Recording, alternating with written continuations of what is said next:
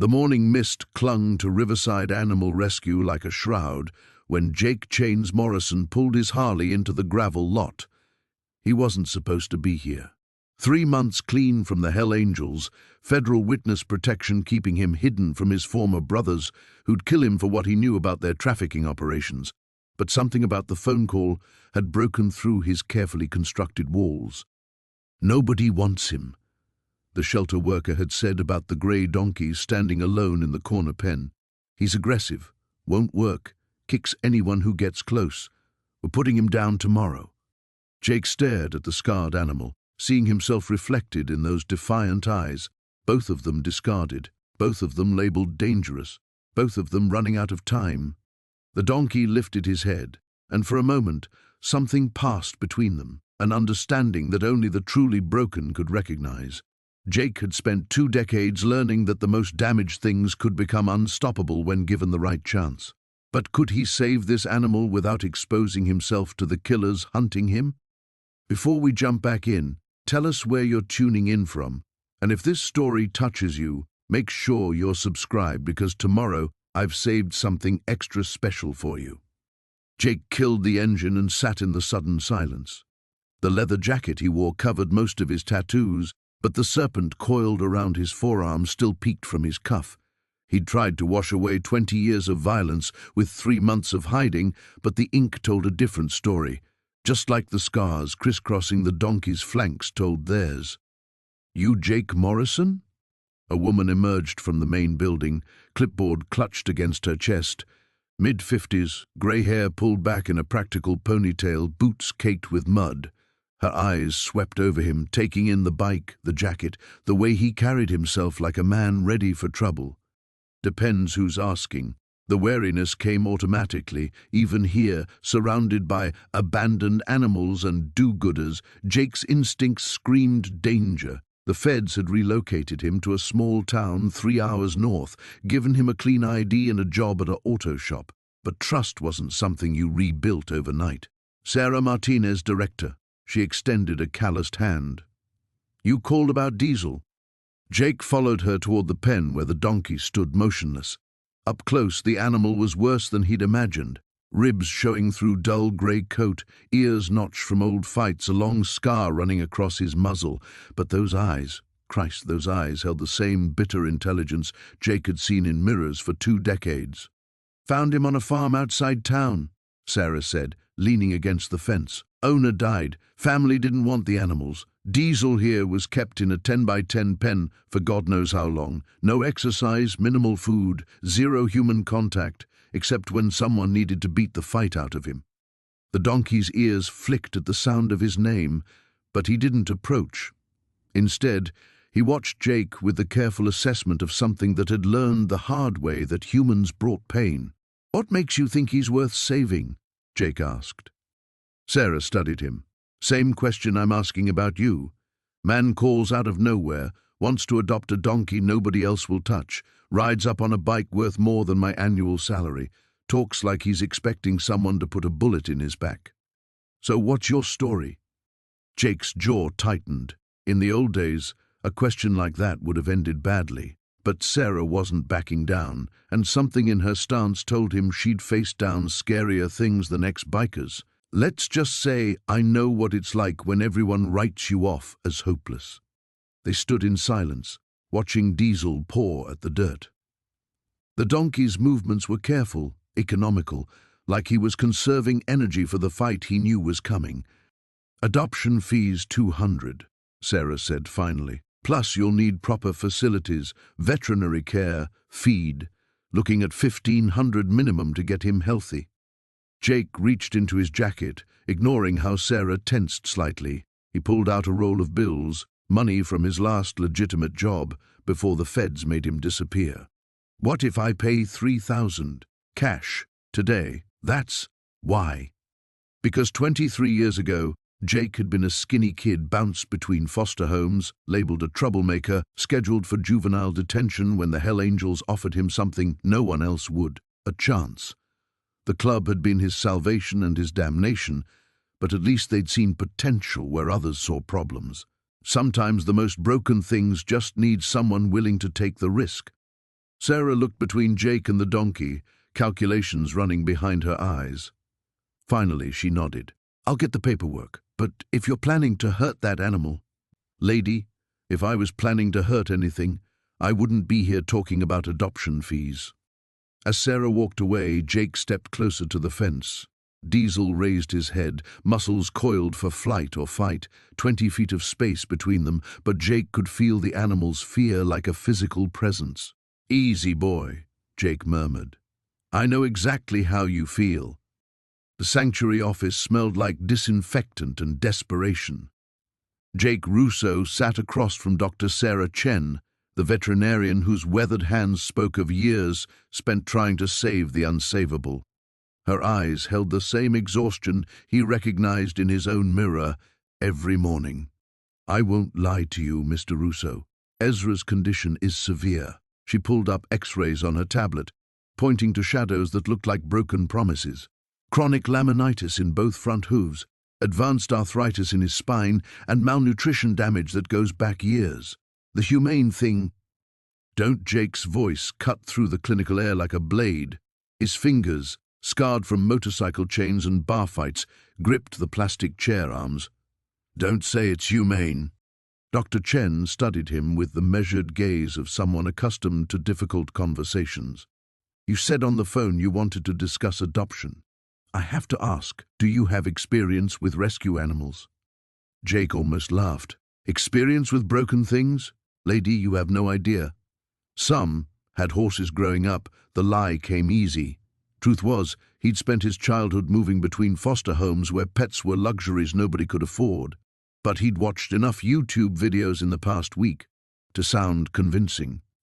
Ezra would require round-the-clock care, special diet, medication, hoof soaks twice daily, limited movement." She leaned forward.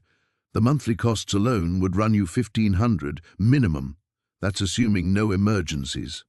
$1,500. Jake did quick math against his savings account. Money he'd been slowly accumulating since walking away from the Iron Wolves 3 years ago. His mechanic job at Murphy's garage paid decent, but it wasn't doctor money. Still, he'd grown up hungry. He could do it again. What if money wasn't an issue? Dr. Chen's eyebrows lifted slightly. "Then we'd need to discuss logistics. You'd need proper facilities, a relationship with a farrier who specializes in therapeutic work, someone who can help with daily care when you're working." She paused. "Mr. Russo, I've been doing this for 20 years. I've seen well-meaning people take on cases like Ezra's thinking love conquers all. It doesn't. It takes expertise, patience, and resources most people underestimate." Through the office window, Jake could see the small paddock where Ezra stood motionless in the shade. Even from this distance, the donkey's isolation was palpable. No other animals approached him. He stood alone, like he'd learned that expecting nothing was safer than hoping for kindness. "How long does he have?" Jake asked quietly. "The board meets Thursday to review cases. If no one steps forward—" She didn't finish the sentence. "Didn't need to. Thursday. 3 days."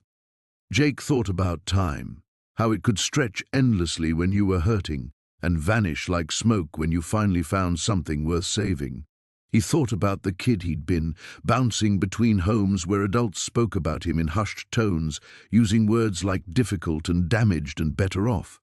He thought about the choices that led him to the Iron Wolves, and the choices that led him away. "I want to see him again." Dr. Chen glanced at her watch. "Visiting hours end at 5, but I suppose— Now, please." Something in his voice must have convinced her. She grabbed keys from her desk drawer and led him outside. The afternoon sun felt aggressive after the air-conditioned office, and Jake was grateful for the shade when they reached Ezra's paddock. Up close, the donkey looked worse than he remembered. Ribs showed through dull grey fur, and his eyes held the flat resignation of something that had given up fighting. But when Jake approached the fence, Ezra's ears twitched forward slightly. "He doesn't usually show interest in visitors," Dr. Chen observed. Jake extended his hand slowly. "Hey, buddy, remember me?" Ezra took a careful step forward, then another. His breath was warm against Jake's palm, and for a moment, neither of them moved. Jake felt something crack open in his chest, not breaking but expanding. Like a door he'd kept locked was finally getting some air. "What made you want to visit him specifically?" Dr. Chen asked. "We have younger donkeys, healthier ones, who'd be much easier to place." Jake kept his eyes on Ezra, whose dark gaze seemed to hold decades of accumulated disappointment. Maybe because nobody else wanted him. The words hung in the desert air between them. Dr. Chen was quiet for a long moment, and when Jake finally looked at her, something had shifted in her expression. "If you're serious about this," she said slowly, "there's someone you should meet. Maria Santos runs a therapeutic riding program about an hour north. She's worked miracles with animals everyone else had written off." She paused. She might be willing to consult on Ezra's care. Jake felt hope flicker in his chest. Dangerous, fragile hope. "You'd support the adoption?" "I'd support giving him a chance," she said. "The question is whether you're ready for what that really means." The veterinarian's hands trembled as she prepared the syringe, her movements deliberate yet reluctant. Dr. Sarah Chen had performed this procedure countless times, but something about the old donkey's eyes made her stomach clench. The animal stood quietly in the corner of the makeshift examination area, his ribs showing through patchy grey fur, yet his gaze held an intelligence that seemed almost human. "You sure about this?" she asked Marcus, the shelter director, who stood nearby with clipboard in hand, avoiding eye contact with both her and the donkey. "The board made their decision," Marcus replied, his voice hollow. "We can't afford the medical bills, and nobody wants to adopt a 20-year-old donkey with chronic lameness and dental issues. We've got healthier animals that have been waiting months." Through the chain-link fence that separated the examination area from the main yard, Jake watched the scene unfold. His knuckles were white where they gripped the metal links, and something deep in his chest felt like it was tearing apart. The donkey's resigned acceptance reminded him of another broken soul from decades ago, a 7-year-old boy standing in a social worker's office, listening to adults discuss his fate like he wasn't even there. The needle caught the afternoon sunlight as Dr. Chen lifted it, and Jake found himself moving before conscious thought kicked in. His boots hit gravel as he rounded the fence, and suddenly he was standing in the doorway of the examination area, his massive frame blocking most of the light. "Wait," he said, the word coming out rougher than intended. Dr. Chen paused, startled. Marcus frowned and stepped forward. "Jake, you can't be back here. This is—" "How much?"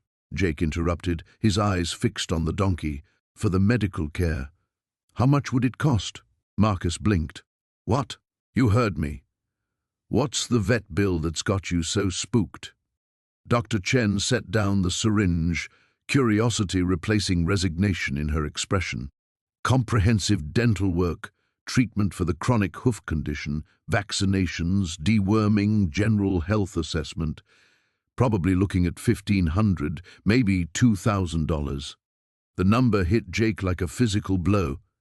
2 months of his part-time pay at the garage, money he'd been saving for a deposit on a better apartment. Money that could get him out of the roach-infested studio above the bar where he'd been living since his release. But as he looked at the donkey, memories crashed over him like a riptide.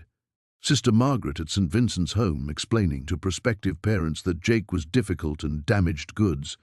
The parade of foster families who'd sent him back after a few weeks or months. The gradual understanding that nobody wanted broken things.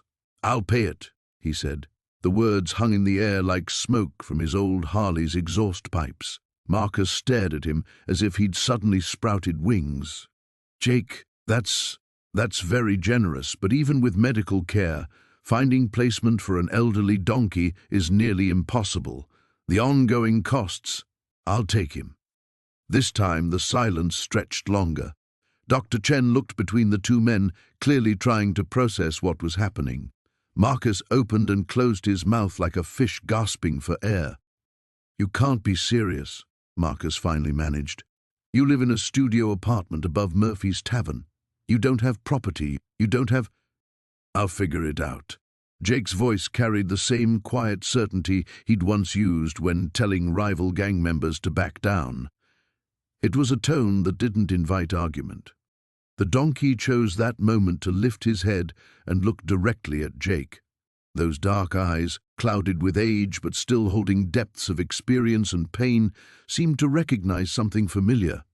Jake felt an electric current of connection, as if the animal could see through all his carefully constructed walls to the abandoned kid still hiding underneath.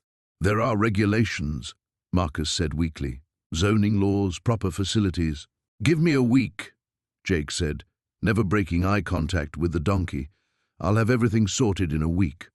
Dr. Chen had been watching this exchange with growing fascination. "I could hold off on the medical procedures until you get set up," she offered. "Start him on pain medication and antibiotics to buy some time." Marcus looked like a man watching his carefully ordered world tilt sideways. "The board will never approve this. The liability issues alone." "The board wants to save money, right?" Jake turned his attention back to the shelter director. "This saves you the euthanasia fee and gets an expensive case off your books. Seems like a win." Outside, storm clouds were gathering on the horizon, throwing shadows across the shelter yard. Jake could smell rain in the air, mixed with dust and animal musk, and the faint trace of his own desperation. He was about to make promises he wasn't sure he could keep, but looking at this forgotten donkey waiting patiently for death, he knew he didn't have a choice. Sometimes redemption meant jumping off a cliff and hoping you'd figure out how to fly on the way down. The sanctuary's main gate stood 15 feet high, topped with razor wire that caught the morning light like broken promises. Marcus killed the engine of his Harley and studied the place through the chain link. Beyond the fence, a collection of weathered barns and corrals sprawled across 20 acres of scrubland. The smell of hay and manure drifted on the desert wind, mixing with the lingering scent of his exhaust. A hand-painted sign hung crooked on the gate, "Desert Haven Animal Sanctuary, where second chances begin." The irony wasn't lost on him. He'd spent the last 3 days gathering intelligence on this place, calling in favors from contacts who operated in the gray spaces between legal and otherwise. What he'd learned painted a picture of an operation teetering on the edge of collapse. The sanctuary survived on donations that barely covered feed costs, let alone veterinary bills.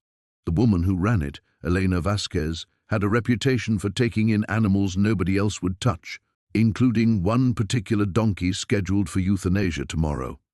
Marcus swung off the bike and approached the gate. No security cameras that he could see, just a simple latch and a doorbell mounted on a crooked post. He pressed the button and waited, listening to the distant sound of barking dogs and the occasional bray of what might have been his target. Footsteps crunched on gravel, and a woman emerged from behind the nearest barn. She was smaller than he'd expected, maybe 5'4", with graying hair pulled back in a practical ponytail and clothes that had seen better decades. But her eyes held the kind of steel that came from fighting battles others wouldn't even acknowledge existed. "We're closed to visitors today," she called out, not bothering to approach the gate. "If you want to schedule a tour, you can call the number on the website." "I'm not here for a tour." Marcus kept his voice level, non-threatening. The last thing he needed was to spook her before he even got inside. "I heard you might have a donkey that needs help." Elena's expression shifted, wariness replacing simple dismissal. "Who's asking?" "Someone who knows what it's like to be written off." He let that hang in the air between them, watching her face. "Name's Marcus. I work with problem animals, rehabilitation, training. I heard you've got one that's run out of options." She moved closer to the gate now, studying him with the kind of attention he recognized from his own assessment of potential threats. Her gaze took in the leather jacket, the tattoos visible on his hands, the way he held himself, reading him like a file. "You mean Thunder?" It wasn't a question. "How did you hear about him?" Marcus had prepared for this. Word travels in certain circles, people who work with animals that nobody else wants to deal with. "I heard he's got behavioral issues that make him unadoptable." Behavioral issues. Elena's laugh held no humor. "That's one way to put it. He's attacked 3 people in the last month, put 1 volunteer in the hospital. The insurance company won't cover him anymore, and I can't afford the liability." Her voice carried the weight of defeat. "Tomorrow morning, the vet comes to put him down. Before that happens, let me take a look at him." "You don't understand. This isn't a training problem. Thunder's been through trauma that broke something fundamental in him. He doesn't trust humans, period. He sees us as threats to be eliminated." Marcus felt something twist in his chest, a recognition that went deeper than professional interest. Sometimes the ones that seem the most broken are just the ones that have been hurt the worst. They're not damaged beyond repair. They're protecting themselves the only way they know how. Elena's eyes narrowed. "You sound like you speak from experience." "Maybe I do." He pulled out his wallet, extracted a business card he'd had printed 2 days ago. The credentials were real enough. He'd done unofficial animal work for clubs up and down the coast, usually involving dogs that had been trained for fighting or protection and needed rehabilitation. "Give me an hour with him. If I can't make progress, you go ahead with your plan tomorrow. If I can, we figure out another option." She took the card, read it over. "This says you're based in Phoenix. I travel for the right cases. And what makes this the right case?"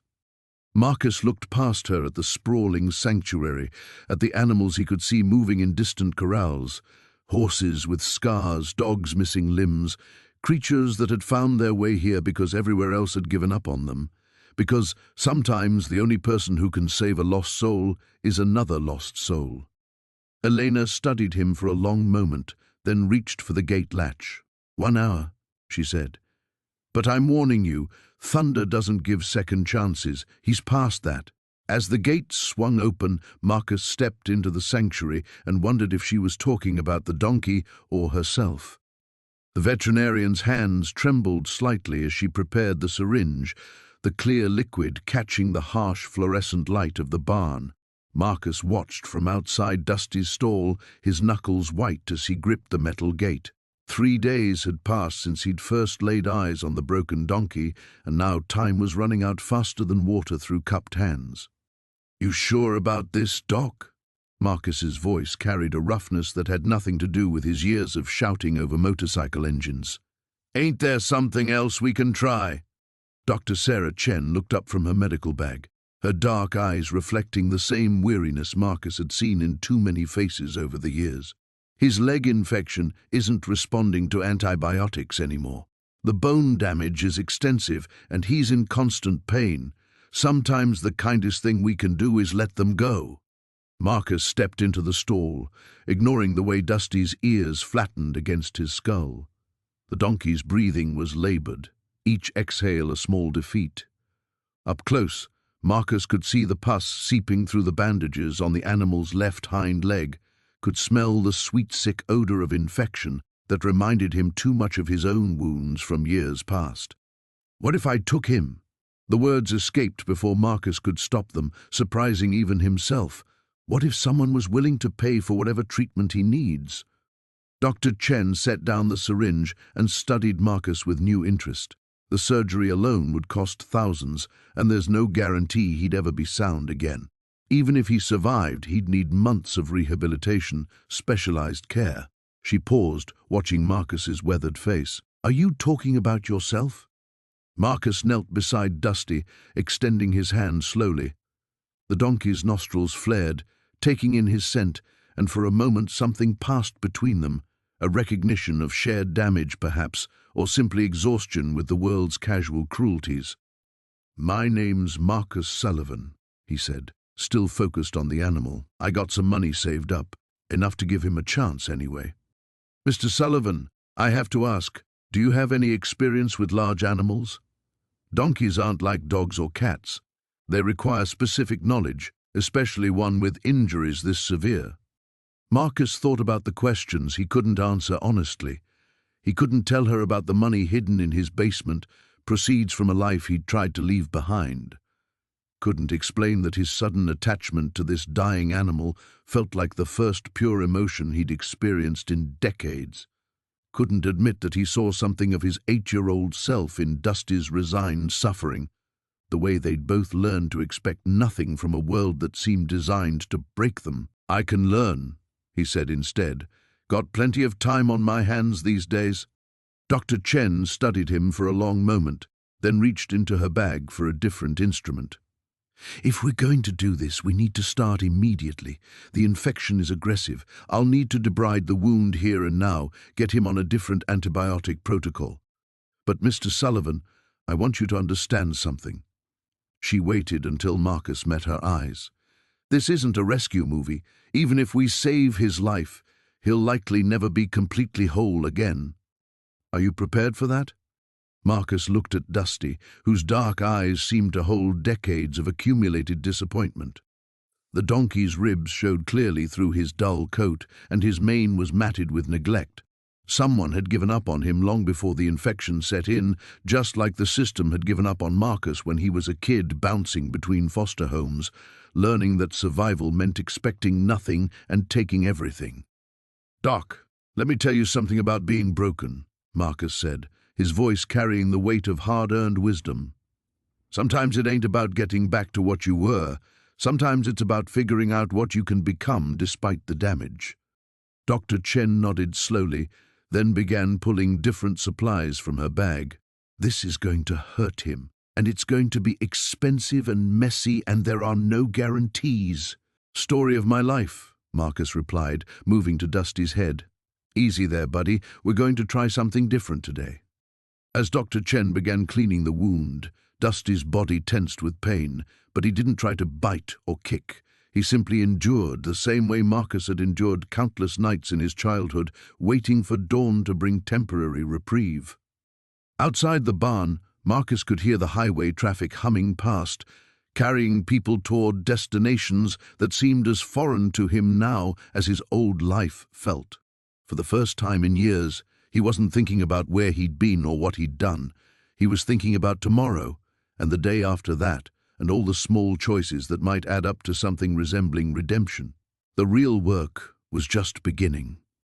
The morning air bit through Marcus's leather jacket as he pulled into the sanctuary's gravel driveway. 3 days had passed since his confrontation with Dr. Chen, 3 days of sleepless nights and memories that clawed at him like hungry ghosts. He'd avoided coming back, telling himself he needed distance from the whole mess. But the truth was simpler and more painful. He was terrified of what he might find. Sarah's pickup truck wasn't in its usual spot by the barn. Instead, a black sedan sat near the main gate, its windows tinted dark as secrets. Marcus felt his old instincts kick in, the same hypervigilance that had kept him alive through 15 years of running with the Angels. Government plates. This wasn't good. He parked behind the hay shed and approached on foot, staying low behind the fence line.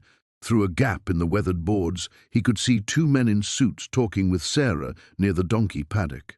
One held a clipboard, the other a camera. Behind them, Ezra stood motionless in the far corner of the enclosure, his head hanging so low his muzzle nearly touched the ground. "Mrs. Coleman, we understand your attachment to these animals," the man with the clipboard was saying. "But the county has limited resources. We can't justify the expense of caring for livestock with no productive value." Sarah's hands were clenched into fists at her sides. Productive value? These are living beings, not farm equipment. Ezra's been here for 6 years. This is his home. According to our veterinary assessment, the animal requires significant medical intervention that exceeds budgetary constraints. The humane option, don't. Sarah's voice cracked like a whip. "Don't you dare call it humane." Marcus had heard enough. He vaulted the fence in one smooth motion, landing with a soft thud that made both suits turn. The smaller one's hand instinctively moved toward his jacket, but Marcus kept his movements deliberate and non-threatening. "Gentlemen," he nodded curtly. "Beautiful morning for a visit."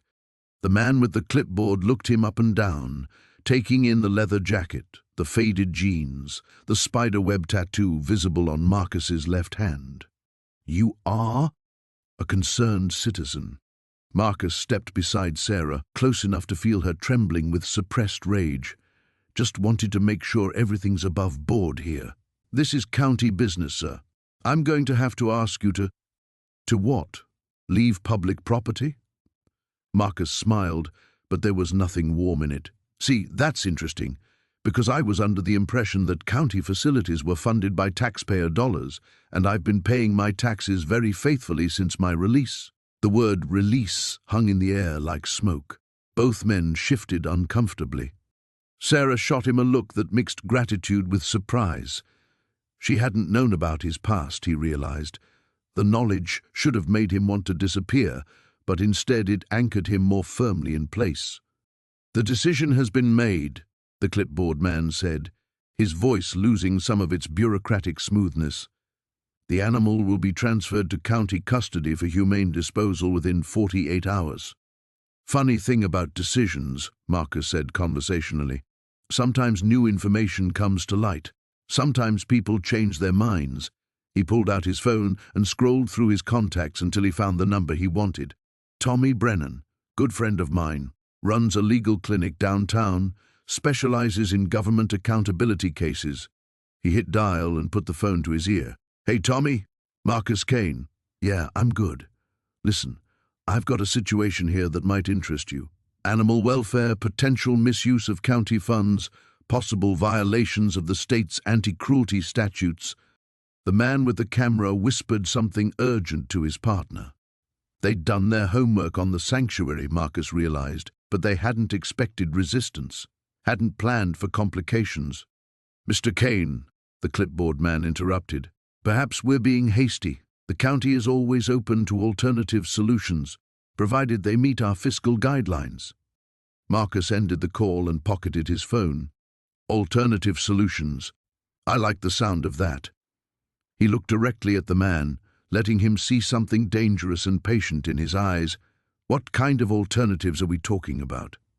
"If the animal's care could be privately funded, if someone were willing to assume full responsibility for its medical expenses and maintenance." "Done." The word was out of Marcus's mouth before he'd fully processed what he was agreeing to. Sarah turned to stare at him, her eyes wide with disbelief. "Sir, you may not understand the scope of the financial commitment. Try me." The suits exchanged glances. The smaller one made a note on his clipboard, while the other snapped a few more photos, as if documenting the scene for some future report. "We'll need paperwork," the clipboard man said finally. "Proof of financial stability, veterinary care arrangements, facility inspections." "You'll have it." Marcus kept his voice steady, though his mind was already racing through the implications of what he'd just promised. His savings account, his carefully hoarded security blanket, would be gone within months. Behind them, as if sensing the shift in the conversation's tone, Ezra raised his head and looked directly at Marcus with those deep, knowing eyes. The vet clinic's fluorescent lights buzzed overhead as Marcus sat in the cramped waiting room, his leather jacket creaking against the plastic chair. 3 days had passed since he'd brought Dusty in, and the donkey's condition had been touch and go. The infection in his left hind leg had spread faster than anticipated, and Dr. Sarah Chen had warned him that amputation might be the only option. Marcus stared at his hands, noting the fresh scratches from working overtime at the construction site to cover the mounting veterinary bills. His supervisor had been understanding about the time off, but Marcus knew he was pushing his luck. The other guys ribbed him about his expensive pet, not understanding that this wasn't about money anymore. "Mr. Torres?" Dr. Chen's voice cut through his thoughts. She stood in the doorway, surgical scrubs rumpled, her expression unreadable. Marcus stood, his heart hammering. "How is he?" "The surgery went better than expected. We managed to save the leg, but it's going to be a long recovery. 6 weeks minimum before he can put any real weight on it." She paused, studying his face. "I have to ask, are you prepared for that kind of commitment? The physical therapy alone will require daily visits and the medications aren't cheap." Marcus felt something shift inside his chest, a loosening of tension he didn't realize he'd been carrying. He's alive. He's alive. And stubborn as hell, which is working in his favor right now. The relief hit him like a physical blow. Marcus sank back into his chair, running a hand through his hair. "Can I see him?" 20 minutes later, Marcus stood outside Dusty's recovery stall. The donkey lay on his side, his injured leg wrapped in pristine white bandages, and 4-line running from his neck. His eyes were open but glazed from the anesthesia. "Hey, tough guy," Marcus whispered, stepping into the stall. Dusty's ear twitched at the sound of his voice. "Gave us quite a scare there." As Marcus knelt beside him, memories surfaced unbidden. He was 8 years old again, lying in a hospital bed after his father's latest beating, staring at ceiling tiles and wondering if anyone would visit. No one ever did. The nurses were kind but busy, and his mother was too afraid to leave the house with fresh bruises of her own. "You're not alone this time," he murmured to Dusty, gently stroking the donkey's neck. "I'm not going anywhere." The sound of boots on concrete made him look up. Tommy Vega stood at the stall entrance, his angel's colors conspicuously absent. Instead, he wore jeans and a plain black t-shirt, but his presence still commanded attention. "Heard you were here," Tommy said, his voice neutral. "How's he doing?" "He'll live." Marcus remained kneeling, not ready to abandon his vigil. "What do you want, Tommy?" "To talk. Been trying to reach you for days. I've been busy." Tommy stepped into the stall, surprisingly gentle as he approached the injured animal. "Club's been asking questions about you. Your absence hasn't gone unnoticed." Marcus felt the familiar weight of his old life pressing down. "I told you, I'm out." "It's not that simple, and you know it. Razor's been making noise about your little disappearing act. Says you're disrespecting the Brotherhood." The mention of Derek Razor Morrison sent a chill down Marcus's spine. Razor had taken over as chapter president after the previous leader went to prison, and he ruled through fear and violence. Marcus had hoped to slip away quietly, but apparently that wasn't going to be an option. "What's he want? You back in, or you out permanently?" "But you know what permanent means with Razor." Marcus did know. He'd seen what happened to members who tried to leave without permission. The Angels didn't just let people walk away with their secrets intact. Dusty stirred, lifting his head slightly and focusing on Marcus with clearer eyes. The simple act of recognition, the trust evident in that gaze, strengthened Marcus's resolve. "Tell Razor I'll meet with him, but not at the clubhouse. Neutral ground." Tommy nodded slowly. "You sure about this path you're on, brother? This animal, this new life, it's not going to protect you from what's coming." "Maybe not. But some things are worth the risk." After Tommy left, Marcus remained in the stall as evening settled over the clinic. Dr. Chen had given him permission to stay overnight, understanding somehow that both patient and visitor needed each other's presence. As Dusty's breathing evened out in sleep, Marcus leaned against the stall wall and closed his eyes. Tomorrow would bring new challenges, difficult conversations, and probably dangerous confrontations. But tonight, in this quiet space, he'd kept his promise to a broken animal that deserved better. For the first time in his adult life, Marcus felt like he was fighting for something that mattered. The question was whether he'd survive long enough to see it through. The veterinary clinic's fluorescent lights buzzed overhead as Marcus paced the waiting room, his boots wearing a pattern in the linoleum. 3 days had passed since he'd brought Jasper in, and the donkey's condition remained touch and go. Dr. Sarah Chen emerged from the back room, pulling off latex gloves with a tired expression that made Marcus's stomach clench. "He's responding to the antibiotics," she said, and Marcus felt his shoulders drop with relief. "But Marcus, I need to be honest with you. Even if we pull him through this infection, he's going to need ongoing care. Special diet, medication, regular checkups. We're talking thousands of dollars over the next year alone." Marcus nodded, already knowing what she wasn't saying. He'd blown through most of his savings just getting Jasper this far. The garage barely broke even most months, and winter was coming, which meant fewer customers and higher heating bills. "I'll figure it out," he said, the words coming out rougher than intended. Dr. Chen studied his face. "There are sanctuaries, Marcus, good places where—" "No." The word cut through the air like a blade. "He stays with me." She held up her hands. "Okay, but promise me you'll think about what's best for him, not just what feels right to you." That afternoon, Marcus sat in Jasper's stall, watching the donkey sleep. The animal's breathing was steadier now, less labored, but he still looked fragile. Marcus pulled out his phone and stared at the contact he'd been avoiding for weeks. Tommy Riggs, his old chapter president from the Angels, now running a successful security business in Phoenix. One call could solve everything. Tommy always had work for guys with the right skills and fewer questions about their methods. The phone felt heavy in his hands. He'd sworn he was done with that life, done with the violence and the moral compromises that came with easy money.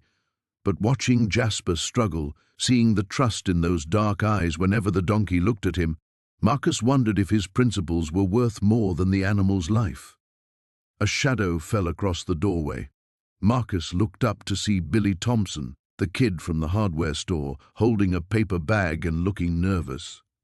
"Hey, Mr. Steele, Mom said you might be here." Billy stepped into the stall, careful not to startle Jasper. "I brought some carrots. Dr. Chen said he might be able to eat soft stuff soon." "That's thoughtful, kid." Billy crouched down next to Marcus, his young face serious. "Is he going to make it?" "I hope so." They sat in comfortable silence for a while, watching Jasper's slow breathing. Finally, Billy spoke up. "My dad says you're wasting your money on a used-up animal." Marcus felt his jaw tighten. "Your dad say anything else?" "Yeah, but I don't agree with him." Billy's voice carried a quiet conviction that reminded Marcus of himself at that age, before the world had beaten the idealism out of him. "I think what you're doing is brave. Most people would have given up by now." The words hit Marcus harder than he expected. He thought about his own father, who'd abandoned the family when Marcus was 12, leaving him and his mother to fend for themselves. No one had fought for him back then. No one had thought he was worth the trouble. "Sometimes fighting for something is the only thing that matters," Marcus said, as much to himself as to the kid. Billy nodded solemnly. "That's what I told my mom. She said, if you need help with anything, like cleaning stalls or whatever, I could come by after school. I might take you up on that." After Billy left, Marcus made a different call. He dialed the number for Pete Garrison, the insurance adjuster who'd been hassling him about some old accident claims. Pete had made it clear he could make certain problems disappear for the right price, problems that could free up money Marcus had written off as lost. It wasn't exactly legal, but it wasn't the old life either. Grey area, Pete called it. Everyone did it. But, as Marcus listened to the phone ring, Jasper stirred in his sleep, making a soft sound that was almost like a sigh. Marcus thought about Billy's words, about the kind of man the kid saw him as, the kind of man he'd been trying to become. He ended the call before Pete could answer.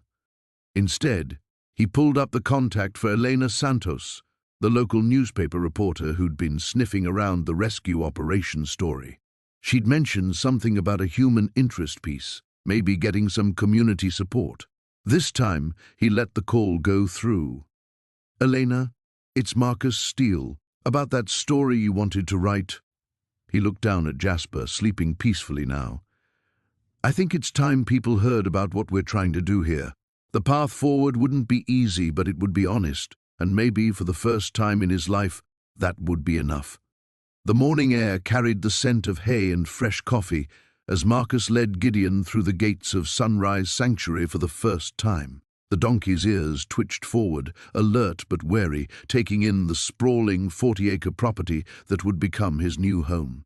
Behind them, Sarah's pickup truck crunched over gravel as she pulled up to unload the supplies they'd gathered. "Easy, boy," Marcus murmured, feeling the lead rope tense as Gideon spotted other animals in the distance. A pair of horses grazed in the far pasture, and somewhere beyond the main barn, the distinctive bray of another donkey echoed across the valley.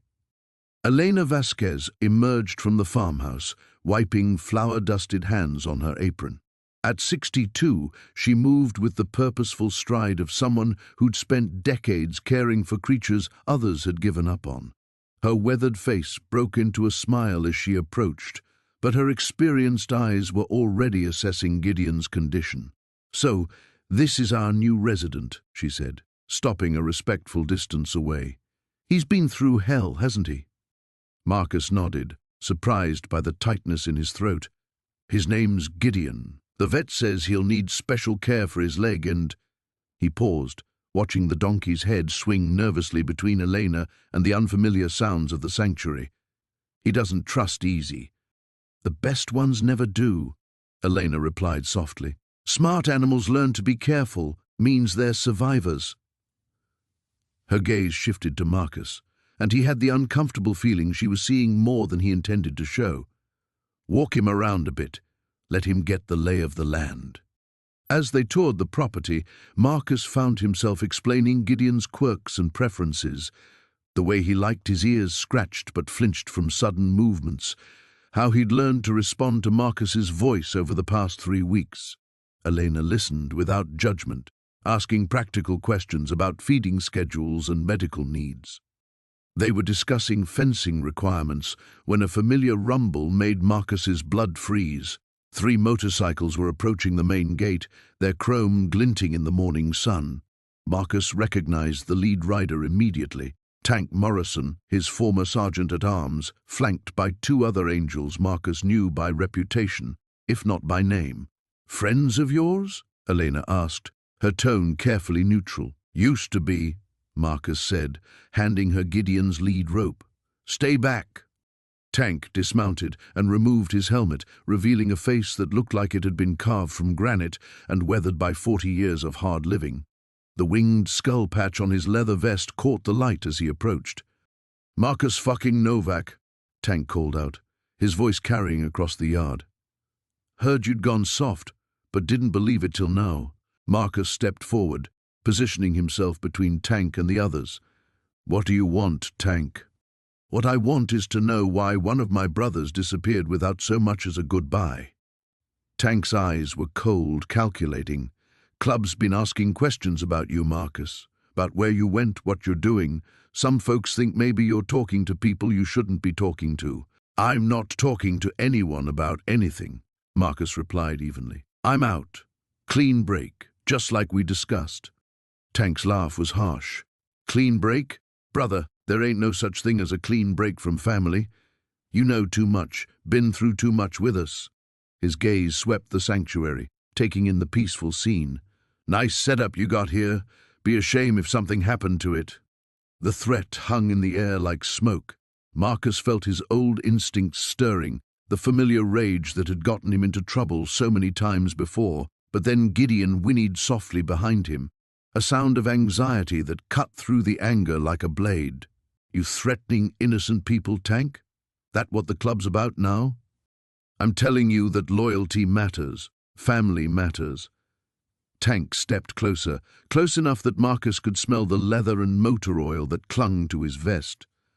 Boys downtown are nervous about loose ends, especially loose ends that used to wear the patch. Sarah's pickup door slammed, and Marcus heard her footsteps approaching. He raised a hand without turning around. "Stay back, Sarah." Tank's eyebrows rose. "Sarah? Well, well, looks like our boy's got himself a whole new life." He smiled, but it didn't reach his eyes. "Pretty lady like that deserves to feel safe, don't you think?" Something snapped inside Marcus, but before he could move, Gideon broke away from Elena and positioned himself between Marcus and Tank. The donkey's ears were pinned back, his body tense with protective instinct. For a moment, everyone froze. Tank stared at the scarred, defiant animal, then threw back his head and laughed. "Jesus Christ, Marcus, you're being protected by a fucking donkey." But Marcus saw something flicker across Tank's face. Recognition, maybe, or respect for another damaged creature refusing to back down. Tank remounted his bike, his expression unreadable. "This ain't over, brother. Club doesn't forget." The motorcycles roared to life, leaving dust and unspoken threats in their wake. The courthouse steps felt like they stretched on forever as Jake climbed them, each one a reminder of how far he'd fallen from the leather-clad rebel who once rode these same streets with the angels. His worn boots, clean but frayed, echoed against the concrete as morning shadows danced across the building's imposing facade. In his weathered hands, he clutched a manila folder containing every piece of documentation Sarah had helped him gather, Veterinary records, character references, financial statements, and photographs of Moses that somehow captured the donkey's gentle spirit despite the scars. Inside the sterile hallway, Jake's palms grew damp as he waited on a hard wooden bench.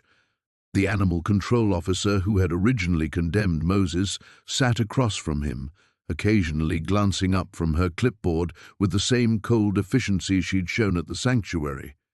Jake recognized that look, the one that wrote people off before they had a chance to speak. He'd seen it in parole officers, social workers, and every authority figure who'd crossed his path since childhood. When his name was called, Jake stood slowly, his knees protesting from years of hard living and harder falls. The hearing room was smaller than he'd expected, with fluorescent lights that cast everything in an unforgiving glare. Judge Patricia Hernandez, a woman in her 50s with steel-gray hair and keen eyes, studied the file before her as Jake approached the plaintiff's table. "Mr. Morrison," she began, her voice measured and professional, "you're requesting custody of an animal that has been deemed dangerous by the county. Help me understand why this court should reverse that determination." Jake cleared his throat, feeling the weight of every mistake he'd ever made pressing down on his shoulders. "Your Honor, Moses isn't dangerous. He's damaged, like a lot of us who've been through hell. But damaged doesn't mean broken beyond repair." The animal control officer stood to present her case first. She spoke in clipped, bureaucratic language about liability and public safety, citing Moses's aggressive behavior and the sanctuary's inability to manage him. She painted a picture of an unstable animal that posed an ongoing threat, her words clinical and detached. When Jake's turn came, he rose slowly, his hands trembling slightly as he opened his folder. "I've been working with Moses for 3 months now," he began, his voice steadier than he felt. "When I first met him, he wouldn't let anyone within 10 feet. He'd rear up, bite, kick at anything that moved. The sanctuary staff was scared of him, and honestly, so was I." Jake pulled out a photograph, Moses standing calmly beside him in the paddock, the donkey's head lowered peacefully. "This was taken last week. Moses isn't the same animal he was when he was first rescued. He's learned to trust again, but it took time and patience." Judge Hernandez examined the photo carefully. "What makes you believe you can provide the care this animal needs?" "Because I know what it's like to be written off," Jake said, surprising himself with his honesty. "I spent 15 years with the Hells Angels, Your Honor. I've done things I'm not proud of, hurt people who didn't deserve it. When I got out of prison 2 years ago, nobody wanted to give me a chance. I was just another ex-con with a violent past." He gestured toward the folder of references. "But Dr. Sarah Mitchell at the sanctuary saw something different. She let me volunteer even though my background check probably scared the hell out of her. Moses and we recognized something in each other. We both know what it's like to be abandoned, to have people give up on us before we had a real chance to prove we could change." The animal control officer interjected, "Past behavior is the best predictor of future behavior, Your Honor. Both the animal and Mr. Morrison have documented histories of violence." Jake felt his jaw tighten, but he forced himself to remain calm. "That's exactly why we need each other," he said.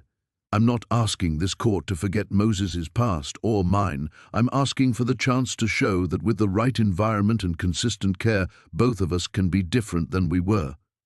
He pulled out the final document, a detailed care plan he'd written with Sarah's help, outlining everything from daily routines to emergency protocols. "I've got a job now, steady income, and a property where Moses can live safely. Dr. Mitchell has agreed to provide ongoing veterinary oversight, and I've completed animal handling certification courses." Judge Hernandez studied the care plan, her expression unreadable. The room fell silent except for the hum of fluorescent lights overhead. Jake watched her face, trying to read any sign of which way her decision might fall. Finally, she looked up, her eyes moving between Jake and the animal control officer. "This is an unusual case," she said slowly. "The court will recess for 30 minutes to review all documentation. We'll reconvene at 11:30 for my ruling." As the gavel fell, Jake slumped back in his chair, the weight of uncertainty settling over him like a heavy blanket. Moses' fate, and perhaps his own chance at redemption, hung in the balance. The morning sun cast long shadows across the makeshift shelter Jake had built behind the old gas station. 3 weeks had passed since he'd taken Rusty from the rescue facility, and the donkey's condition had improved dramatically. The infected wounds had healed, leaving only faint scars beneath his growing coat, and there was a spark in his dark eyes that hadn't been there before. Jake ran his calloused hand along Rusty's neck, feeling the animal lean into his touch. The simple gesture still caught him off guard. This creature, who had every reason to distrust humans, now sought comfort from his presence. It was more than Jake felt he deserved. "We can't stay here much longer, boy," he murmured, watching Rusty's ears swivel toward the sound of his voice. The gas station owner had been tolerant so far, but Jake knew he was pushing his luck. More concerning were the phone calls he'd been receiving. 3 in the past week, all from numbers he didn't recognize, all hanging up when he answered.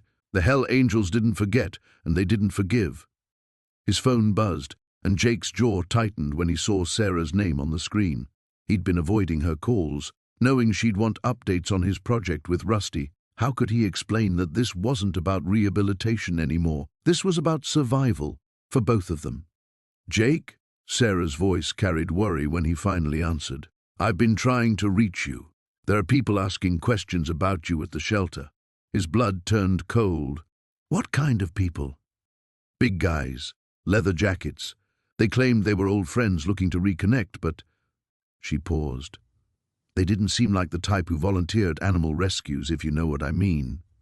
Jake closed his eyes, feeling the familiar weight of his past pressing down on him. He'd been naive to think he could disappear, even temporarily. The club had resources, connections. Finding one man and a donkey wouldn't take them long. "Sarah, listen to me carefully. Don't tell anyone else about our arrangement. If those men come back, you don't know where I am. You've never heard of me. Jake, what's going on? Are you in some kind of trouble?" He looked at Rusty, who had moved closer, sensing his agitation. The donkey's presence was oddly calming, a reminder that some bonds transcended the chaos of human complications. "The kind of trouble that follows you forever," Jake said quietly. "I need to move Rusty somewhere safe." "There's a farm about 50 miles north," Sarah said without hesitation. "The owner, Ellen Martinez, takes in animals that need long-term care. I could call her, explain the situation, the parts I understand anyway." Jake felt a surge of gratitude for this woman who barely knew him but was willing to help. "Why would you do that?" "Because I've seen you with that donkey. Whatever darkness you're carrying, it doesn't define who you are with him." After ending the call, Jake began packing the few supplies he'd accumulated. His movements were efficient, practiced. He'd fled before, though never with a 4-legged companion who couldn't ride on the back of a Harley. The sound of approaching motorcycles made him freeze. The distinctive rumble of multiple engines grew louder, and Jake's hand instinctively moved to the knife at his belt. Through a gap in the shelter's wooden walls, he counted 4 bikes pulling into the gas station lot. Razor stepped off his bike first, his scarred face splitting into a cold smile when he spotted Jake's makeshift camp. Behind him, 3 other angels dismounted, their movements deliberate and threatening. "Found you, brother," Razor called out, his voice carrying a mock warmth that didn't reach his eyes. "Been looking all over for you and your pet." Jake stepped protectively in front of Rusty, feeling the donkey's warm breath against his back. "This doesn't concern the club, Razor. I'm out, remember?" "Nobody's ever really out, Jake. You know that." Razor's gaze moved to Rusty, and something cruel flickered across his features. "Nice donkey. Be a shame if something happened to it." The threat hung in the air like smoke. Jake's muscles tensed, every instinct screaming at him to fight, to defend what had become precious to him. But he was outnumbered, and Rusty was vulnerable. "What do you want?" "Same thing I've always wanted. Loyalty, respect." Razor pulled out a cigarette, lighting it with deliberate slowness. "There's a job coming up. Big one. We need every experienced hand we can get. And if I refuse?" Razor's smile widened as he took a long drag. Well, let's just say accidents happen. Animals get spooked, run into traffic. Tragic, really. Jake felt something shift inside him, a protective fury that burned hotter than anything he'd experienced during his years with the club. Looking at Rusty, scarred, trusting, innocent, he realized that some things were worth fighting for, regardless of the cost. When? He asked quietly. Tomorrow night, Warehouse District. Razor flicked his cigarette toward the shelter, where it landed dangerously close to the hay Jake had spread for Rusty's bedding. Don't disappoint us, brother. We'd hate to come looking for you again. The phone rang at 3 in the morning, cutting through Jake's restless sleep like a blade. He'd been dreaming of Sanctuary again, the donkey standing in golden sunlight, whole and strong. Reality crashed back as he fumbled for the device, his ribs screaming in protest. Martinez speaking. Jake, it's Doc Sullivan. You need to get down here. Now.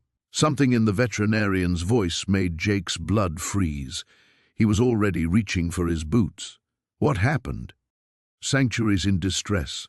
I've been here 2 hours trying to stabilize him. His breathing's labored and he's showing signs of severe colic. I think someone got to him. The drive to the sanctuary felt endless, despite Jake pushing the truck well beyond safe speeds. His mind raced through possibilities, each worse than the last. Morrison's threat echoed in his memory. This isn't over. The bastard had made good on his promise, but Jake hadn't expected him to target an innocent animal. He found Doc Sullivan in the main paddock, his emergency kit spread across a makeshift table. Sanctuary lay on his side, flanks heaving with each labored breath. Even in the harsh glare of the portable lights, Jake could see the donkey's distress, ears pinned back, eyes wide with pain and confusion. How bad? Jake knelt beside Sanctuary's head, his hand finding the familiar spot behind the donkey's ear. Bad. Someone fed him something toxic, I'm guessing oleander based on the symptoms. If I'm right, we've got maybe an hour before his heart starts failing. Doc Sullivan's hands moved efficiently, checking vitals, adjusting the 4-line he'd managed to establish. I've called in a specialist, but she's driving down from Sacramento. Won't be here in time. Jake's vision tunneled, rage building like a fire in his chest. Morrison hadn't just threatened him. He'd poisoned an animal that had never hurt anyone, an animal whose only crime was being loved by the wrong person. Can you save him? I don't know. Honestly, Jake, if this was any other animal, I'd recommend... Don't. Jake's voice came out sharper than intended. Don't even say it. They worked in tense silence, Doc Sullivan administering medications while Jake provided what comfort he could. Sanctuary's breathing grew more erratic, and twice the donkey's eyes rolled back as waves of pain racked his body. Each time, Jake thought they'd lost him. Talk to him, Doc Sullivan said quietly. Animals know voices. If there's any chance of pulling him through this, he needs to know you're here. Jake had never been good with words, had spent most of his life expressing himself through violence or silence. But kneeling in the dirt beside a dying donkey, he found himself speaking truths he'd never voiced before. I know it hurts, boy. I know you don't understand why this is happening. His voice cracked, and he cleared his throat. Someone tried to hurt you to get to me. That's on me, and I'm sorry. But you can't give up, you hear? You survived being abandoned before. You survived almost being put down. You're tougher than whatever poison they put in you. Sanctuary's ear twitched at the sound of his voice, and for a moment his breathing seemed to steady. That's it, Jake continued, his hand stroking the donkey's neck. We're fighters, you and me, unwanted maybe, but not worthless. Never worthless. You taught me that. Doc Sullivan glanced up from checking the 4-bag, his heart rate stabilizing. Whatever you're doing, keep doing it. Jake kept talking, telling Sanctuary about the plans for the sanctuary, about the other animals they'd save, about the life they'd build together. He talked about his own childhood, about feeling abandoned and worthless, about how Sanctuary had shown him that damaged didn't mean broken beyond repair. The eastern horizon was beginning to lighten when Sanctuary's breathing finally settled into a more natural rhythm. Doc Sullivan checked his vitals again, then sat back on his heels with a long exhale. I think he's going to make it. It'll be touch and go for the next 24 hours, but his system's starting to fight off the toxin. Jake slumped forward, exhaustion hitting him like a physical blow. Relief made his hands shake, and for a moment he couldn't speak around the tightness in his throat. His phone buzzed, a text from an unknown number. The animal was just a warning. Next time it'll be the girl. Jake stared at the screen, the relief curdling into cold fury. Morrison had escalated beyond anything Jake had imagined, and now Sarah was in his crosshairs. The old Jake would have gone hunting, would have settled this with blood and brutality. But kneeling beside Sanctuary, feeling the steady rhythm of the donkey's breathing, he realized he had too much to lose now. This had to end, but it had to end smart. Morrison wanted a war, but Jake would give him something else entirely. Justice, the kind that stuck, that couldn't be escaped or bargained away. The game had changed, and so had the stakes. But Jake Reeves wasn't the same man he'd been 6 months ago. The warehouse felt different now that Marcus knew they were being watched. Every shadow seemed to harbor eyes. Every sound beyond the metal walls carried threat. He'd moved Buster to the back corner, furthest from the windows, and positioned himself where he could see all the entrances. The donkey sensed his tension, staying close, occasionally nudging his shoulder with that scarred muzzle. Detective Rivera's words echoed in his mind. Kozlov wasn't just angry about the missing money, he was making it personal. The Russian had built his reputation on never letting slights go unanswered, and Marcus walking away from the Serpents with that cash had been the ultimate insult. Now, with Marcus surfacing to help Sarah, Kozlov saw his chance for payback. The burner phone buzzed. "Sarah, the hearing's been moved up," she said without preamble. "Tomorrow morning, 9 a.m. Marcus felt ice in his veins. "That's not enough time." "I know, but Judge Morrison had a cancellation, and apparently Mrs. Blackwood's lawyers pushed for the earlier date. They want this done before we can mount any real defense. What do you need from me?" A pause. "Honestly, I need you to disappear, Marcus. After tomorrow, win or lose, you can't stay here." Kozlov's people were asking questions at the diner today, showing your picture around. Marcus looked at Buster, who was methodically working through a pile of hay, ears twitching at every sound. "What about after? If we win custody, where does he go?" "I've been working on that. There's a sanctuary upstate, run by a woman named Helen Cruz, former veterinarian.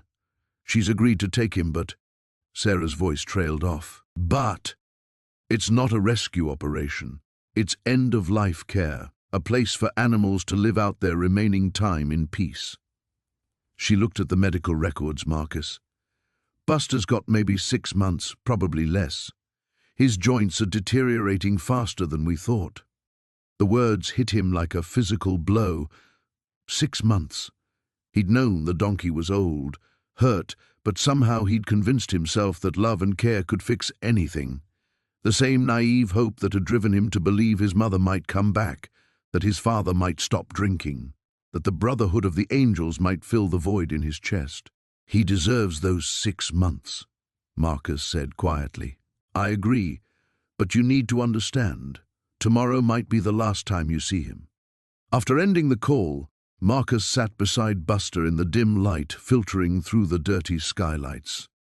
The donkey lowered his head, and Marcus scratched behind his ears, feeling the coarse hair, the warm skin beneath. Time was running out on multiple fronts.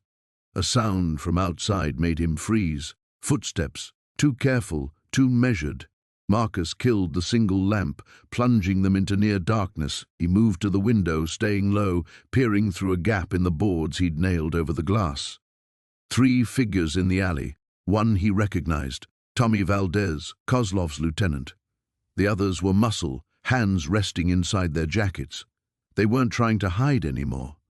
Marcus's mind raced. They'd found the warehouse, which meant they'd been watching longer than he'd realized.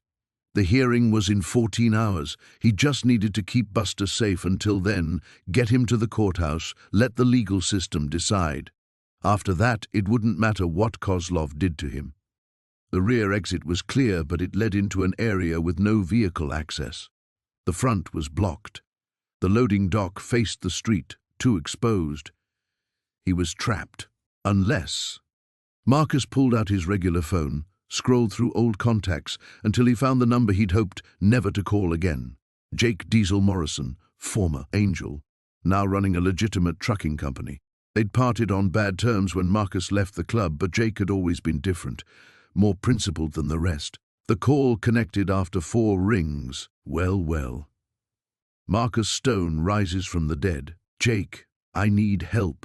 After what you pulled, the money, the way you disappeared, you got some stones calling me.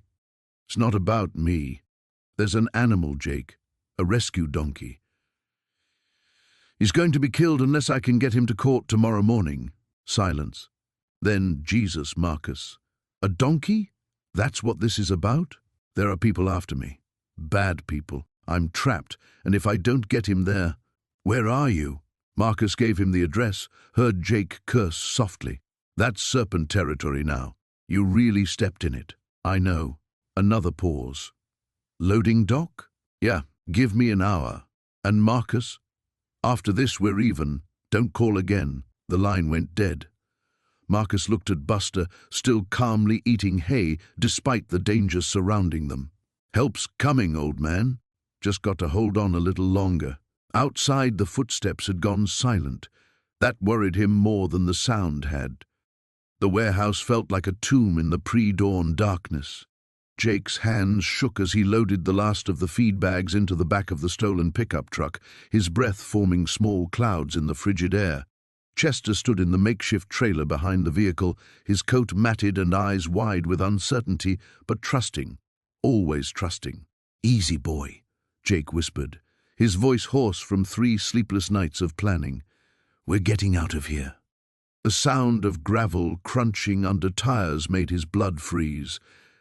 Headlights swept across the warehouse walls like searchlights in a prison yard. Jake grabbed the pistol from his waistband, the same one he'd sworn he'd never touch again after leaving the Angels. 3 black SUVs surrounded the building. Car doors slammed shut with military precision. Jake recognized the silhouette emerging from the lead vehicle, Marcus Delacroix, Vincent Carrera's enforcer. The man who'd put 2 bullets in Tommy Rodriguez last spring for skimming profits. Jacob Torres, Marcus called out, his voice echoing in the empty space. You've caused my employer considerable inconvenience. Jake kept his gun trained on the doorway, using Chester's trailer as cover. The donkey nickered softly, sensing the danger that crackled through the air like electricity before a storm. Funny thing about inconvenience, Jake shouted back. It tends to multiply when you threaten innocent animals. Marcus's laughter was sharp as broken glass. Innocent? That mangy beast cost us a $100,000 development deal. The city council was ready to approve our casino expansion until your little publicity stunt with the news crews. So that was it. Jake had wondered why Carrera cared so much about one dying donkey. The rescue farm sat on prime real estate, waterfront property that would be worth millions once the old zoning restrictions disappeared. Chester wasn't just collateral damage, he was the last obstacle between Carrera and a fortune. Here's what's going to happen, Marcus continued, moving closer. You're going to put down that gun and step away from the animal. We'll make this quick for both of you. Jake's mind raced through possibilities, each one ending in blood. 6 men against 1. No backup coming. Sarah thought he was already 3 states away by now, following the escape plan they'd discussed. She'd be safe at least. That was something. Chester nudged Jake's shoulder with his massive head, the same gentle gesture that had become their daily ritual during feeding time. The donkey's eyes held no fear, only the quiet acceptance that had carried him through years of abuse before arriving at the sanctuary. That look changed everything. Jake remembered another set of trusting eyes, his younger sister Maria, hiding behind their mother's skirt while their father's fists flew in drunken rage. He'd been 12 then, too small to protect her, too scared to try. She'd looked at him the same way Chester looked at him now, believing he could somehow make the nightmare stop. He'd failed her. She'd died in foster care 2 years later, and Jake had spent the next 20 to 5 years trying to bury that failure under violence and brotherhood and the roar of motorcycle engines. But some wounds never healed. They just waited for the right moment to tear open again. "You know what, Marcus?" Jake stepped out from behind the trailer, gun still raised but his stance shifting. "You're right about one thing. This is going to end tonight." He fired 3 quick shots, not at Marcus, but at the electrical panel controlling the warehouse's overhead lighting.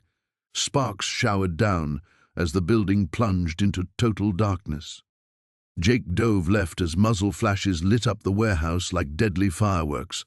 Bullets whined off concrete pillars and metal support beams. He army-crawled toward the back exit, grateful for the tactical training that had never quite left his muscle memory. Chester's frightened braying cut through the gunfire. Jake's heart hammered against his ribs. If they hurt the donkey trying to get to him, everything would be for nothing. "Spread out," Marcus barked. "Watch the exits. He can't have gone far." Footsteps scattered across the warehouse floor. Jake reached the rear loading dock and carefully raised his head above the concrete barrier. The stolen truck sat 20 yards away, keys still in the ignition. Chester's trailer was connected but exposed. Getting to the vehicle would mean crossing open ground under hostile fire. Jake closed his eyes and saw Maria's face again, then Chester's trusting gaze. Some fights were worth dying for, some lives were worth saving, even when saving them meant risking everything. He took a deep breath, checked his ammunition, and prepared to run toward the truck. In the distance, sirens wailed, growing closer by the second. Sarah must have called the police despite his instructions to stay away. Maybe they'd both live through this after all. Jake sprinted into the darkness, Chester's survival depending on the next 60 seconds. The courthouse steps felt like concrete judgment beneath Jake's boots as he climbed toward what could be his final stand. 3 weeks had passed since the raid, 3 weeks of legal maneuvering and desperate phone calls, but today would determine everything. Judge Patricia Hawkins had a reputation for being tough but fair, exactly what Jake needed, though he wasn't sure which side of that equation would win out. Inside the courtroom, Jake spotted familiar faces scattered across the gallery. Sarah Chen sat in the front row, a thick folder of documents beside her. Behind her, Doc Martinez adjusted his tie nervously. Most surprising of all, Tommy Wrench Rodriguez occupied a seat near the back, his massive frame squeezed into an ill-fitting suit. Other faces Jake recognized from the sanctuary: volunteers, donors, people whose lives had been touched by the work they'd built together. District Attorney Morrison looked confident as he arranged his papers, occasionally glancing toward Jake with the satisfied expression of a man who believed he held all the winning cards. His case was straightforward. Jake Sullivan, with his criminal history and alleged ties to illegal activities, represented a danger to the community and should forfeit any claim to operating an animal sanctuary. All rise for the Honorable Judge Hawkins. The bailiff's voice cut through Jake's racing thoughts. Judge Hawkins entered with purposeful strides, her silver hair pulled back severely, dark eyes that seemed to see straight through pretense. She settled behind the bench and surveyed the crowded courtroom with obvious surprise. "This is quite the turnout for a civil forfeiture hearing," she observed dryly. "Mr. Morrison, you may proceed." Morrison rose, launching into a familiar litany of Jake's past sins. The Hells Angels connection, the assault charges, the suspicious circumstances surrounding his acquisition of the sanctuary property. He painted a picture of a man playing at redemption while maintaining dangerous connections to criminal enterprises. "Your Honor," Morrison concluded, "the state has a responsibility to ensure that public resources and charitable donations aren't being funneled through organizations with questionable leadership and potential criminal ties." Judge Hawkins nodded non-committally. "Miss Chen, your response?" Sarah stood with the confidence Jake had come to admire. She methodically dismantled Morrison's arguments, presenting financial records showing transparent accounting, testimonials from veterinarians and animal welfare experts, documentation of the sanctuary's positive impact on both animals and the surrounding community. Your Honor, my client has not only paid his debt to society, but has dedicated his life to serving those who cannot speak for themselves. The state's case relies on guilt by association and speculation about activities for which no evidence exists. I'd like to call Jake Sullivan to the stand, Sarah announced. Jake's legs felt unsteady as he approached the witness box. The oath felt heavier than usual, swearing to tell the truth when his truth was so complicated, so stained with years of poor choices and desperate survival. Sarah led him through his story gently but thoroughly, his childhood in foster care, the years with the angels that provided the first sense of belonging he'd ever known, the moment he found Duke half dead, and something shifted inside him. He spoke about learning to care for damaged animals, about watching them heal and finding his own healing in the process. Mr. Sullivan, Sarah said, in your own words, what does Redemption Ranch mean to you? Jake looked out at the faces in the gallery, then up at Judge Hawkins, who watched him with an unreadable expression. I spent most of my life being the kind of person people cross the street to avoid. I hurt people, Your Honor. I was angry and lost, and I made choices that I'll regret until the day I die. He paused, steadying himself. But Duke, this broken-down donkey that nobody wanted, he showed me something different. He showed me that being damaged doesn't mean being worthless, that sometimes the things that have been hurt the most, they understand suffering in a way that lets them help others. Every animal at the sanctuary, they're throwaways just like I was, but they've got something beautiful left inside them, something worth saving. The ranch isn't just about rescuing animals. It's about proving that redemption is real, that people can change, that second chances matter. Morrison's cross-examination was brutal but predictable. He hammered at Jake's criminal history, suggested the sanctuary was a front for money laundering, implied that his charitable work was merely an elaborate performance designed to fool the authorities. Jake held his ground, answering honestly even when the truth made him look bad. Yes, he'd made terrible choices. Yes, some of his old associates had visited the ranch. No, he couldn't prove beyond doubt that he would never slip back into old patterns. But I can tell you this, Jake said, looking directly at Morrison. Every morning I wake up and choose to be better than I was yesterday. Every animal I help gives me a reason to keep choosing that path. As Jake stepped down from the witness stand, Judge Hawkins called for a brief recess. The weight of testimony hung heavy in the courtroom air, and Jake knew that everything he'd built now rested in the hands of one woman's judgment about whether redemption was real or just another pretty lie. The courthouse steps felt like concrete judgment beneath Jake's boots as he climbed toward what might be his final stand. 3 weeks had passed since the raid, 3 weeks of legal maneuvering that had drained his savings and tested every alliance he'd built. Today, the judge would decide whether Broken Creek Sanctuary would survive or become another casualty of bureaucratic warfare.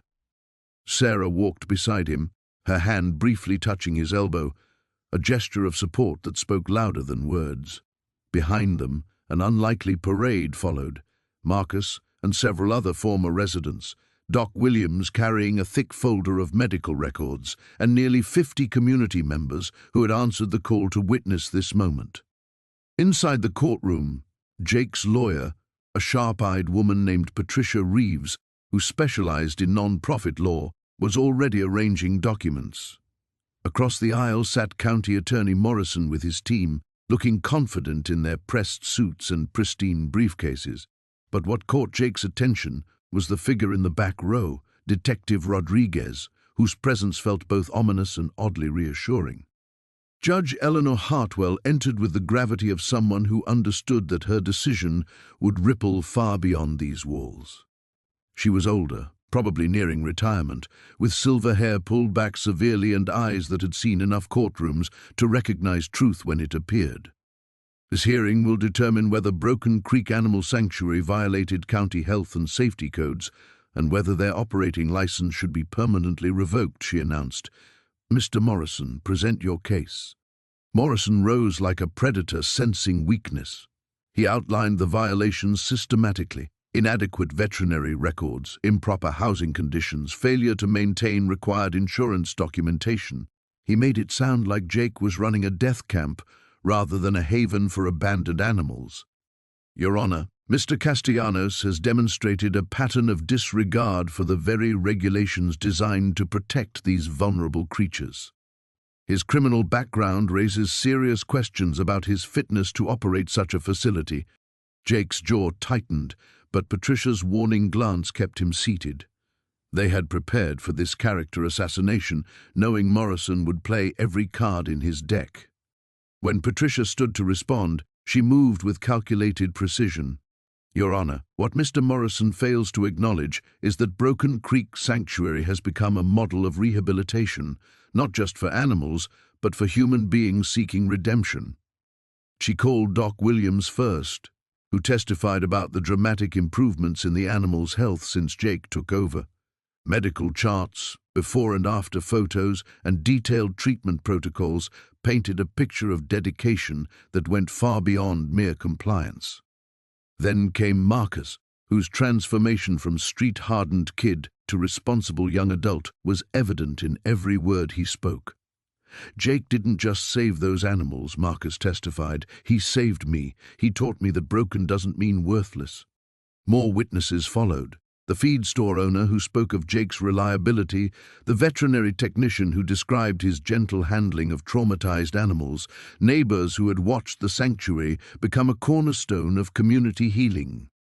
But the most powerful testimony came from an unexpected source. Rodriguez stood and identified himself, then spoke directly to the judge. I've been investigating Mr. Castellanos for months, Your Honor. What I found wasn't criminal activity.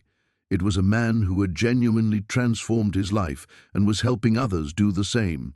The anonymous complaints that triggered this investigation came from individuals with financial interests in the sanctuary's land, not from legitimate concerns about animal welfare.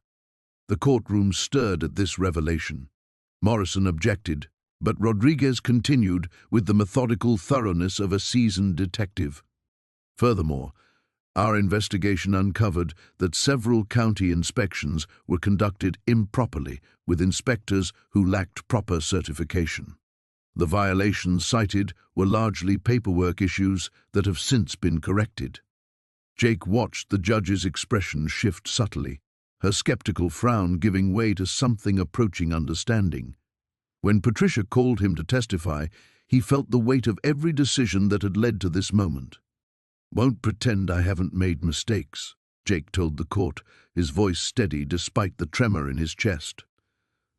But those animals taught me something I never learned in 37 years of living, that healing is possible even when you think you're too broken to fix.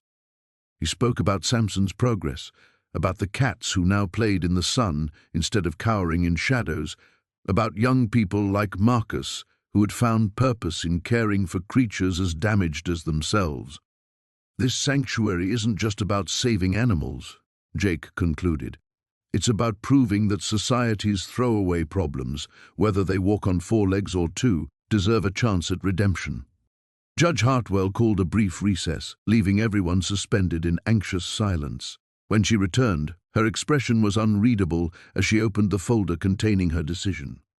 Jake felt Sarah's hand slip into his, felt the collective held breath of everyone who had believed in second chances. 30 feet away, Samson waited in his paddock, unaware that his future hung in the balance of words yet to be spoken.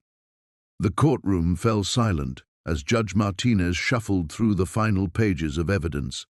Jake's calloused hands gripped the wooden rails separating him from the gallery, his knuckles white with tension. Behind him, he could hear the soft murmur of supporters who had gathered. Neighbors from the sanctuary, volunteers, even Maria from the feed store. But none of that mattered now. Only the judge's next words would determine whether everything he'd built would survive. Mr. Sullivan, the judge began, her voice cutting through the stillness like a blade, this court has reviewed the allegations brought by Mr. Caldwell regarding zoning violations, animal welfare concerns, and your past criminal associations. Jake's throat tightened. Across the aisle, Richard Caldwell sat rigidly in his expensive suit, flanked by his team of corporate lawyers. The man's eyes held the cold satisfaction of someone who believed victory was assured. Behind Caldwell, Jake spotted two figures that made his blood run cold: Tommy Russo and Snake Morrison, former Hells Angels who'd somehow tracked him down. Their presence here wasn't coincidence. However, Judge Martinez continued, I've also reviewed the extensive documentation provided by the defense, including veterinary reports, testimonials from the community, and financial records demonstrating the sanctuary's legitimate operations. Sarah Chen, Jake's court-appointed attorney, squeezed his shoulder reassuringly. She'd worked tirelessly these past weeks, gathering evidence and building their case on a shoestring budget. Jake had insisted on paying her fee himself, using every dollar from his construction work and the sanctuary's modest donations. The judge's gaze settled on Jake. Mr. Sullivan, please stand. Jake rose slowly, his legs unsteady beneath him. Through the courthouse windows, he could see the parking lot where his old pickup truck sat, the same truck he'd used to haul Redemption from that kill lot months ago.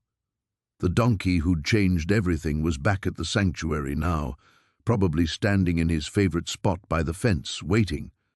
The court finds that while Mr. Sullivan's past includes serious criminal activity, there is no evidence of ongoing illegal behavior. The sanctuary operates within acceptable parameters, despite some minor zoning technicalities that can be addressed through proper permits. A collective exhale seemed to ripple through the gallery behind him. Jake's heart hammered against his ribs, but he forced himself to remain motionless, waiting for the final verdict. Furthermore, the judge added, this court recognizes the significant positive impact the sanctuary has had on both the local community and the welfare of abandoned animals. The testimony from Dr. Rebecca Foster regarding Mr. Sullivan's dedication to animal care is particularly compelling. Caldwell shifted in his seat, his confidence beginning to crack. His lead attorney whispered something urgent in his ear, but the developer's face had already darkened with frustrated rage. Judge Martinez raised her final document. Therefore, the court denies Mr. Caldwell's petition for immediate closure of Haven Hills Animal Sanctuary. However, Mr. Sullivan, you have 60 days to obtain proper zoning permits and address the minor violations cited in the county inspector's report. Jake's knees nearly buckled with relief, but the judge wasn't finished. Additionally, this court is issuing a restraining order against Mr. Caldwell and his representatives, prohibiting further harassment of sanctuary operations while Mr. Sullivan complies with permit requirements. The gavel came down with a sharp crack that echoed through the chamber. Behind him, Jake heard scattered applause and Sarah's quiet yes, but his attention was drawn to Caldwell, who was now standing, his face flushed with anger. This isn't over, Sullivan, Caldwell hissed as he gathered his papers. I'll find another way to get that land. Before Jake could respond, a gravelly voice cut through the commotion. No, you won't. Tommy Russo had moved closer, his massive frame blocking Caldwell's path to the exit. The developer's lawyers instinctively stepped back, recognizing the type of man they were dealing with. You see, Tommy continued, his tone conversational but carrying an unmistakable edge, Jake here used to ride with us. That makes him family, and we don't take kindly to people messing with family. Snake Morrison appeared at Tommy's shoulder, saying nothing but radiating menace. Caldwell's face went pale as he realized the implications. Whatever strings he'd thought he could pull, whatever pressure he'd planned to apply, had just become infinitely more complicated. Gentlemen, Judge Martinez's voice rang out sharply, I suggest you take this conversation outside my courtroom. Now. Tommy nodded respectfully to the judge, then looked back at Caldwell. Mr. Caldwell was just leaving, Your Honor. Weren't you rich? The developer and his team hurried toward the exit without another word. As they disappeared through the courthouse doors, Tommy turned to Jake with something approaching a smile. Heard you were in trouble, brother. Figured we owed you one. Jake stared at the two men who represented everything he'd tried to leave behind, knowing that sometimes salvation came from the most unexpected places. The morning sun cast long shadows across the pasture as Marcus walked the fence line one final time, checking each post and rail with the methodical care that had become second nature.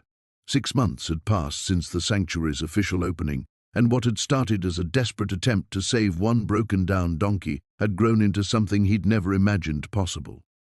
Ezra stood in the center of the field, his coat gleaming with health, surrounded by 7 other rescued animals that had found their way to the sanctuary.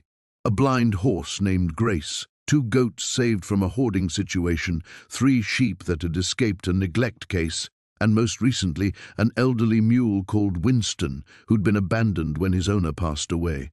Each animal carried its own story of survival, and somehow, under Ezra's gentle leadership, they'd formed an unlikely family. "You did good, old man," Marcus murmured, watching as Ezra nuzzled Winston, helping the newcomers settle into the rhythm of sanctuary life. The donkey's transformation still amazed him, from the skeletal, defeated creature he'd first encountered to this confident, nurturing presence who seemed to understand that his purpose was to help others heal. The sound of gravel crunching under tires drew Marcus's attention to the driveway. A familiar pickup truck pulled up, and he smiled as Sarah emerged, followed by Dr. Jennifer Martinez and 2 teenagers Marcus recognized from the youth program they'd started 3 months ago. "Morning, Marcus," Sarah called out, her voice carrying the easy warmth that had developed between them. What had begun as a professional relationship had slowly evolved into something deeper, built on shared purpose and mutual respect for the work they were doing together. "The kids want to see how Winston's adjusting," Dr. Martinez said, gesturing to the teenagers, Miguel and Ashley, both from troubled backgrounds, both finding solace in the quiet presence of the rescued animals. Marcus nodded, watching as the teens approached the fence with the reverence they'd learned was essential when working with traumatized animals. Miguel, whose anger issues had led to multiple suspensions from school, spoke in soft tones to Winston. Ashley, who'd been cutting herself as a way to cope with her parents' bitter divorce, stood perfectly still as Grace, the blind horse, approached her with trust built over weeks of patient interaction. "It's remarkable," Dr. Martinez said quietly, joining Marcus at the fence. "The progress we're seeing with the kids who come here. There's something about caring for these animals that reaches them in ways traditional therapy sometimes can't." Marcus understood. He'd experienced that same healing power himself, though it had taken him months to recognize it. The daily routines of feeding, grooming, and simply being present with creatures who asked for nothing but kindness had slowly worn away the armor he'd carried for decades. The rage that had driven him to violence, the shame that had kept him isolated, the belief that he was beyond redemption, all of it had been transformed through the simple act of caring for something more vulnerable than himself. "Marcus," Sarah approached him, holding a manila folder. "I wanted you to see this before the meeting today." He opened it to find a formal letter from the county, along with several newspaper clippings. The letter announced that their sanctuary had been selected as a model program, with plans to expand funding and create similar facilities throughout the region. The newspaper articles told their story. Former Hell's Angel turned animal rescuer, the donkey that started it all. The kids finding hope through service. "There's something else," Sarah said, her expression shifting to something more serious. "Jake wants to see you." Marcus felt his chest tighten. His former club president had been released from prison 2 weeks ago, and Marcus had been expecting this moment, dreading it. The life he'd left behind had never felt more distant than it did now, standing in this peaceful field surrounded by rescued souls. But he knew the past couldn't be avoided forever. "He's waiting at Murphy's Diner," Sarah continued. "But Marcus, you don't owe him anything. You've built something beautiful here. Don't let him take that away." Marcus looked back at Ezra, who had lifted his head as if sensing the tension. Their eyes met across the distance, and Marcus felt that familiar surge of strength that came from their bond. The donkey had taught him that survival wasn't enough, that the real victory came in choosing to trust again, to open your heart despite the risk of being hurt. "I'll go see what he wants," Marcus said finally, "but I'm coming back. This is home now." As he walked toward his truck, Marcus felt the weight of everything he'd gained, balanced against everything he'd left behind. The scared, angry man who'd first encountered Ezra in that overcrowded paddock was gone, replaced by someone who understood that redemption wasn't a destination, but a daily choice. And every morning, when he walked out to feed the animals and saw Ezra waiting by the gate, he chose it again.